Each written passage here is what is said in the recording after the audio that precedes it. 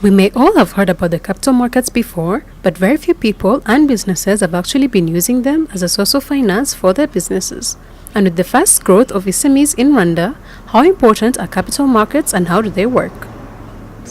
Capital markets around the world serve as terrific intermediaries, managing capital with large financing needs. They are effective in channeling savings and other funds to priorities such as infrastructure and SMEs. They improve the allocation of capital and risk, leading to greater economic stability. And they protect against capital outflows and reduce reliance on the banking system. Simply put, they fuel economic growth, they create jobs, and better the lives of millions of people. Since Rwanda is now part of the East African community, efforts are being made to harmonize its markets with the East African capital markets. This has, however, raised questions in people's minds on how it will work, since all these markets are at different levels of economic growth. Honorable Clave Gatete explains.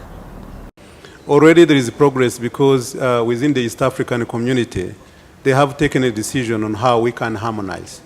Whether it is having one bank, one currency, you know that the program in terms of monetary union, and where we are trying to harmonize the rules within the banking system, but also we are harmonizing within the capital markets.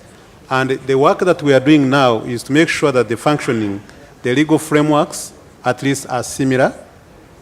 We are working to make sure that the incentives, for example, the people in the region who are investing here are treated like Rwandans and vice versa.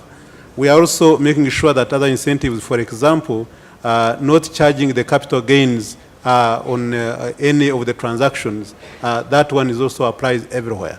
So we are making sure that we are harmonizing already in that. Another step that we have not moved, which we are now working on, is to make sure that we have the IT infrastructure. The IT infrastructure that can allow us to be able to do the trading, as I was mentioning earlier. Now, if we have the same for each of the East African community countries, then the rest is now how to link them, as we did for the East African payment system. And that way then, the rules and harmonization would allow now the trading within the region and will make it easier.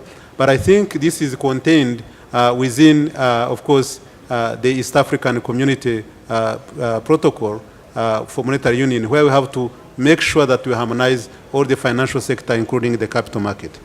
With banks being overloaded with requests for loans from SMEs as they seek aid to develop their businesses, what is being done to encourage them to develop capital markets and fulfill the requirements required to do so? Already our law is in place that allows SMEs to be able to raise money on the capital market. And not only that, but also the capital market authority together with the stock exchange, they've been working now singling out some of the SMEs to assist them in making sure that they do what is required in order to fulfill the regulation, which is a bit lighter than the regulation for the big companies. And at the same time, what we are doing is putting a system and assisting them how to make sure that they achieve that. But then we cannot keep on doing it without actually putting a permanent system that can help them in a sustainable manner rather than intervening all the time. We need a system that can always help them, even when they are listed, to make sure that they continue to get credibility. They have to continue doing things right.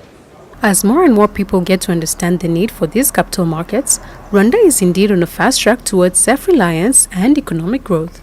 Kangwa Fidelis, Rise and Shine Rwanda.